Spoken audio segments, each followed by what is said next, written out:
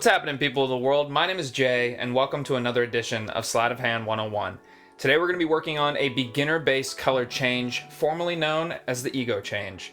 So grab a deck of cards, and let's get started.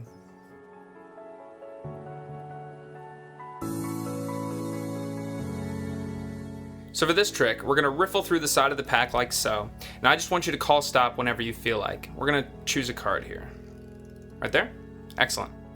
We'll go ahead and take the card that you've chosen, the two of diamonds, and we'll leave that card right back in the center of the deck right here. And actually, I'll go ahead and show you, because that looks pretty fair, in my opinion.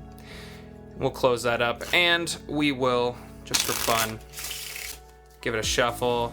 And how about even just a little fancy cut here, rendering it pretty much impossible for me to find your card for the most part. Now, I'll be completely honest with you here, I'm not really much of a painter, but I can do some interesting things with the deck of cards. Watch, this isn't your card, but if I, and bear with me here, if I just give it a quick rub, we can see if I can paint on your card, the two of diamonds. Now let's see how that's done.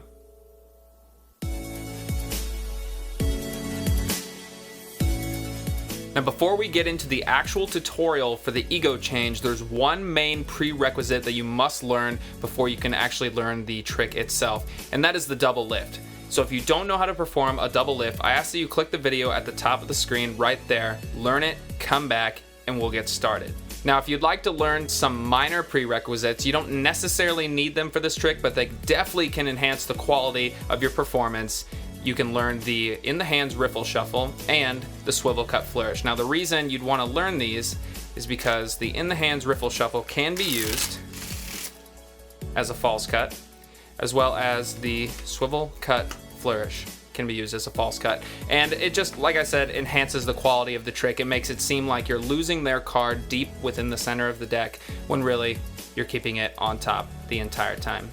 So you can learn these things, and I suggest that you do, and come back and we'll get started. So let's get into the actual tutorial for the ego change. Now, I'll go pretty fast with this because it's not really that difficult to learn, but you're going to take a double lift. Now, if you do know how to take it from the center, take it from the center. If you don't, go ahead and do a double lift from the top of the deck. It doesn't matter. You're going to take a double lift, as you can see here, and you're going to tell them that this is their card. Let's say it's just the 8 of clubs. You're going to flip it.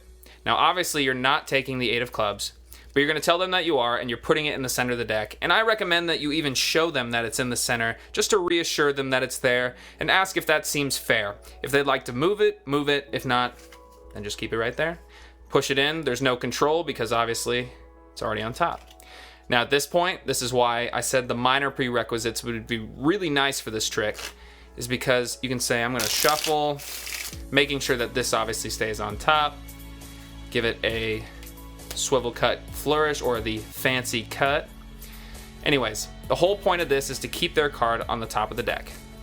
Now what you're going to do is perform another double lift. So you're going to take, which is not their card, the 10 of clubs. And this isn't going to be a great change, so let me grab a better card here. Let's see.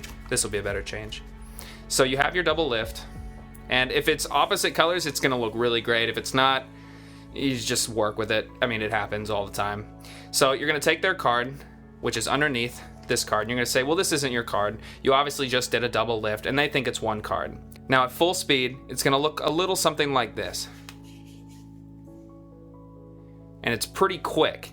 And I like to take my time on it, and I'll show you obviously in detail how this is done, but I like to take my time, make it seem like I'm painting on a new card. You could really pretty much do anything you want. I've heard a lot of people do a printer version where they say, I'm gonna reprint the card, and the whole point with the painting is that I can take it off and then wipe off the paint, you know? It's kind of fun. You can pretty much play around with this one, but here's how you're gonna be doing this. If I didn't have my hand covering, it would look like this.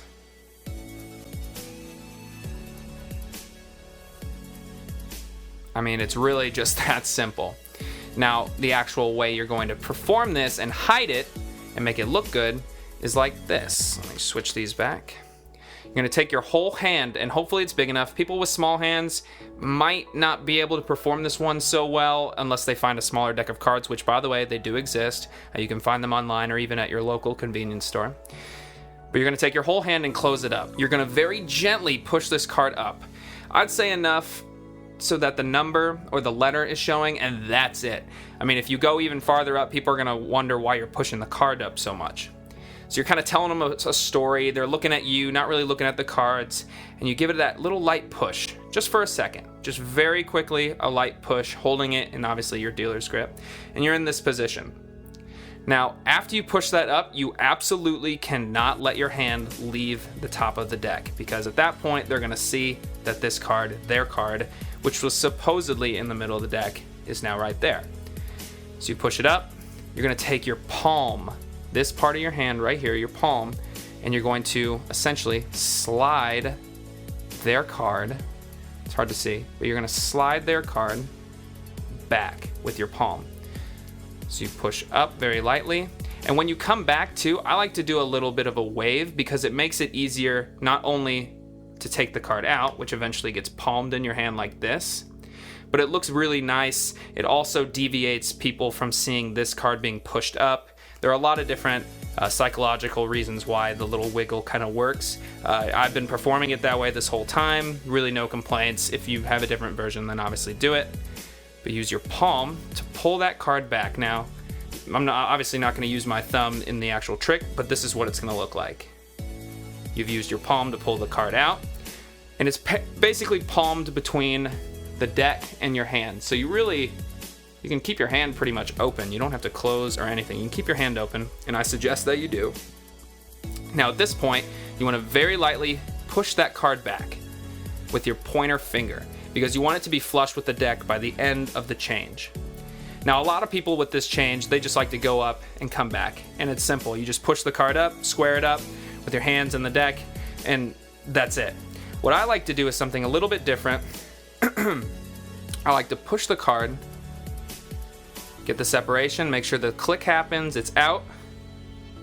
And when I push this back in, you can see that my fingers right here are holding the deck on the side of the deck. And if I go up, you can actually use your nail as a complete pivot point, and it's very smooth. The nails on the right here, your fingernails right here, you can rub that card all you want on your fingernails without any problems. And if you look at that, I mean, there's no chance that they can think anything's going on because you have no cards behind. Obviously, they might think your card's right there, of course, but if they're not thinking about that during the trick, you can pretty much do this. You push their card up, and you can move it to the side. At this point, I've got it right here. I can use my nails. You can go pretty much in, out, down, around, anything that you want.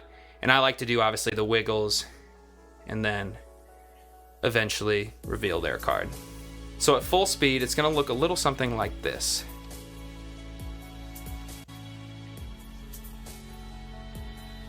And I like to do something a little flourishy with my hands. It makes it seem a little more magical, you know? And it also, just flourishes in general, if you can throw them into your tricks, look great. Now after you've made the change, obviously, they're astonished, and get either a break or a really good double lift in there, and you're just gonna double lift the cards back over. And at that point, you can Charlie cut or whatever you wanna do and move on to your next trick. And that's pretty much the ego change. Thank you guys so much for watching. I really hope you learned something. And you know, if you like this video, make sure to hit that like button. It really does help me out, and I appreciate it a lot, guys. And make sure you guys check down low so you can see my description box and what's in it, which is my Facebook fan page link, where you can go and pretty much stay up to date on all things J Nation, and you can message me if you like. Also, make sure to check out Seriously Sketchy. I know there's not a whole lot of content on there right now, but there will be. It's coming. There's only 2 videos on there right now, but you can like the videos, you can subscribe, it's all up to you, but I highly recommend it. Like I said, dramatic narratives and sketch comedies coming soon. And last but not least, don't forget to subscribe, or you'll miss videos on this channel, and that'll be bad and stuff. I'll catch you guys later.